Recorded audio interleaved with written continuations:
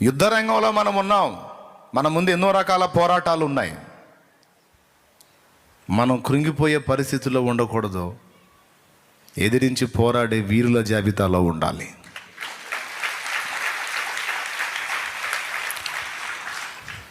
ఒక రైలు ఇంజన్ టైపులో మనం ఉండాలి. ఒక రైలు ఇంజన్ టైపులో మనం ఉండాలి.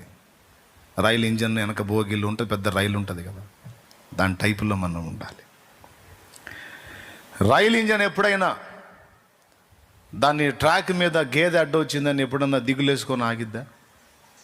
పోయే రైలు ఇంజన్ టక్కుమని ఆగి, గేదె అడ్డు వచ్చింది, నాకెందుకు గేదె అడ్డు వస్తుంది, ఎక్కువ శాతం గేదెలు అడ్డు వస్తున్నాయి ఈ మధ్యకాలంలో, ఇట్లయితే నా ప్రయాణం ఎట్లా సాగిద్ది, కష్టమే అని ఎప్పుడన్నా రైలు ఇంజన్ కృంగిపోయిందా?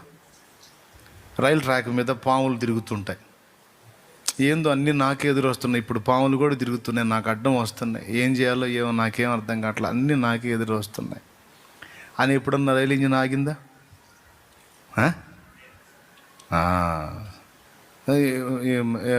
గేదె తీసే ఎద్దు వచ్చింది, ఏందో మొన్న గేదె వచ్చింది, ఇలా ఎద్దు వచ్చింది, ఏందో అసలు అన్నీ నాకే ఎదురు వస్తున్నాయి, అసలు ఇట్లయితే ఎట్లా, నాకు చాలా కష్టంగా ఉందని ఎప్పుడైనా రైలు ఇంజిన్ కృంగిపోయిందా? 5 గేదెలు వరుసగా నిలబడ్డాయి, ఇదేందో ఎవరికైనా నన్ను గేదెలు నాకే అడ్డు వస్తున్నాయి, ఏందో 5 గేదెలు వరుసగా ఉన్నాయి, నా జీవితం అంతా ఇలానే అయిపోతుంది, ఏందో నాకు అన్నీ ఎదురు వస్తున్నాయి. నేను బయలుదేరిన దగ్గర నుంచి అక్కడ ఎద్దు ఎదురు వచ్చిందా, ఇక్కడ గేదె వచ్చిందా, ఇక్కడ పాము వచ్చిందా, అక్కడ కొండ చిలువ వచ్చిందా, అక్కడ కట్ల పాము వచ్చిందా, అక్కడ రక్తపింజర వచ్చిందా, అక్కడ త్రాసు పాము బుస్మని పడగెత్తిందా, అసలు ఏందో అన్నీ నా ప్రయాణంలోనే ఎదురు వస్తాను. నేను ఎప్పుడన్నా రైలు ఇంజిన్ ఆగిందా?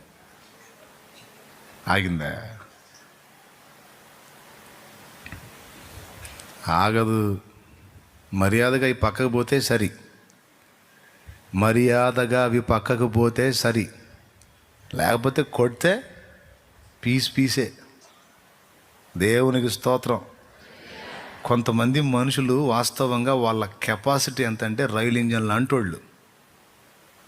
వాళ్ళ దమ్ము, వాళ్ళకిచ్చిన శక్తి, వాళ్ళకిచ్చిన ధైర్యం, మీకు ఇచ్చిన కృప, మనకిచ్చిన పవర్, అది ఒక రైలు ఇంజన్ స్థాయి. నీ ముందుండే ఎంత, నీ ముందు నిన్ను అడ్డగించే ఏ పాటివి, ఎందుకు నీకు అంత కెపాసిటీ అంటే నువ్వు కలిగి ఉన్నవాడు లోకంలో ఉన్నవానికంటే బలవంతుడు. నువ్వు ఎవరిని కలిగి ఉన్నావో, నీలో ఎవడు నివసిస్తున్నాడో, ఎవరు నిన్ను నడిపిస్తున్నారో, ఎవరు నీ చేయి పట్టుకొని ఉన్నాడో, ఆయన లోకములో ఉన్నవానికంటే బలవంతుడు.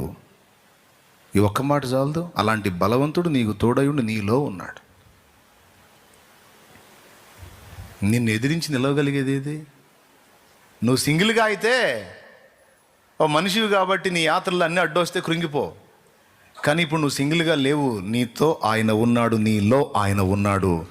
ఇప్పుడు నీవు లోకాతీతమైన మనుషుడివి, మానవాతీతమైన మనుషుడివి నువ్వు. కానీ చాలాసార్లు పరిస్థితులు రివర్స్ వచ్చినప్పుడు ఒక సామాన్య మనిషిలాగా నువ్వు కృంగిపోవటం నీ అసమర్థతకు, అవివేకానికి, అవిశ్వాసానికి ఒక తార్కాణం, ఒక సాక్ష్యం. ఎట్లా కృంగిపోతావు? నువ్వు బుద్ధి లేదా నీకు? ఎలాంటి పనులు చేయించాడు నీ ద్వారా దేవుడు, ఎలాంటి విజయాలు ఇచ్చాడు, ఎలా ముందుకు నడిపించాడు, ఎంత కృప నీకు ఇచ్చాడు దేవుడు, ఎంత సామర్థ్యం ఇచ్చాడు, ఎంత శక్తిని ఇచ్చాడు. ఒక్కసారి ఊహించుకో, గతం వెనక్కి తిరిగి చూసుకో. ఊహకు మించిన బలమైన కార్యాలు ఎన్నో నీ జీవితంలో చేసి, నీ ద్వారా చేసి నేను నిలబెట్టుకున్నాడు ఆయన. అవసరమైతే ఒక పర్వతం నీకు అడ్డున్నా సరే, ఓ గొప్ప పర్వతమా, జెరుబ్బాబెల్ అడ్డగించుటకు ఏ పాటి దానవు అని దాన్ని కూకటి వేళ్లతో సహా పెకలించి అవతల పడవేయగల బలవంతుడైన దేవుడు నీకు తోడై ఉన్నవాడు.